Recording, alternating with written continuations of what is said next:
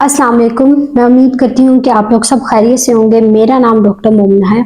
आज की इस वीडियो में मैं एक बहुत इंपॉर्टेंट टॉपिक पे बात करूंगी। मुझे इससे रिलेटेड बहुत ज़्यादा कमेंट बॉक्स में रिक्वेस्ट आई थी कि मैं इस पे वीडियोस बनाऊं। आज की ये वीडियो स्पेशली उन लोगों के लिए है जिनको पैनिक अटैक होते हैं या हर वक्त बेचैनी रहती है। कौन से ऐसे तरीके हैं जिससे वो अपने पैनिक अटैक और बेचैनी पे काबू पा सकते हैं।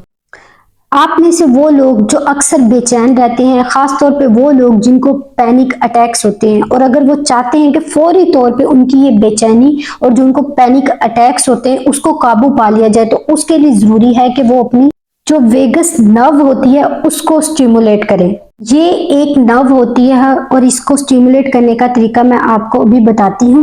अगर आप ये तरीका कर लेंगे तो मैं आपको यकीन से कहती हूँ कि आपकी जो बेचैनी है, आपको जो पैनिक अटैक्स होते हैं, उसके ऊपर आप फौरी तौर पे काबू पा लेते हैं अगर आप इस तरीके पर अमल करते हैं। तो ये वो तरीका है जिससे वक्ती तौर पे वो जो पैनिक अटैक्स हो रहे होते हैं, आपको जो बेचैनी होती है, उसमें आपको फायदा होता है। लेकिन अगर वो आपका ठीक नहीं होता, आपको फिर भी बेचैनी और पैनिक अटैक्स होते हैं, तो उसके बाद आप अपने डॉक्टर के पास जरूर जाएं।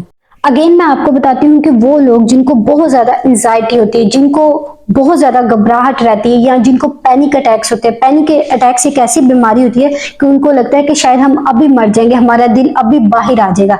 तो उस वक्त इस बीमारी को काबू पाने के लिए फौरी तौर पे एक तरीका होता है जिसे बोलते हैं वेगल स्टिमुलेशन।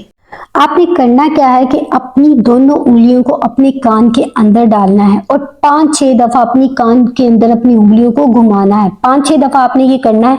फिर उसके बाद आपने क्या करना है, जिस तरह से वजू के दरमियान मसा करते हैं ना, उस तरह से आपने करना है। अपने कान को साफ करते हैं तो आपने 5-6 दफा इस काम को करना है ताकि आपकी जो वेगस नर्व है वो स्टिमुलेट हो।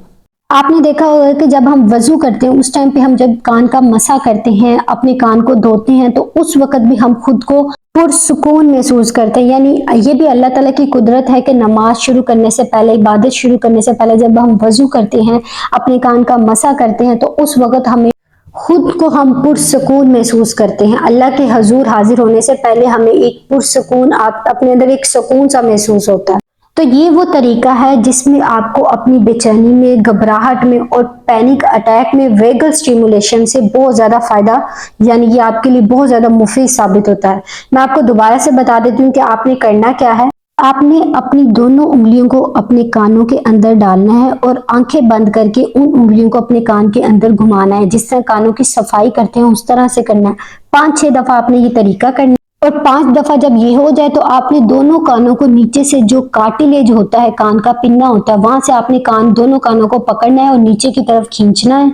फिर उसके बाद आपने मसा करना है। 3 दफा आपने मसा करना है। जिस तरह वजू के दरमियान में करते हैं ना, उस तरह से आपने मसा करना है। इससे आप खुद को रिलैक्स महसूस करेंगे, पुरसुकून महसूस करेंगे। आप अभी बेशक ये तरीका करके देख लें, आपको बहुत ज्यादा सुकून आएगा। ये कुछ रिलैक्सेशन टेक्निक होती है, ये कुछ लोगों के लिए बहुत ज्यादा फायदेमंद होती है, कुछ लोगों को हो सकता है कि किसी को इससे फर्क ना पड़े। तो उस टाइम पे वो लोग जिनको फर्क नहीं पड़ता, तो उनको चाहिए अपने डॉक्टर से जरूर जाके कंसल्ट करें।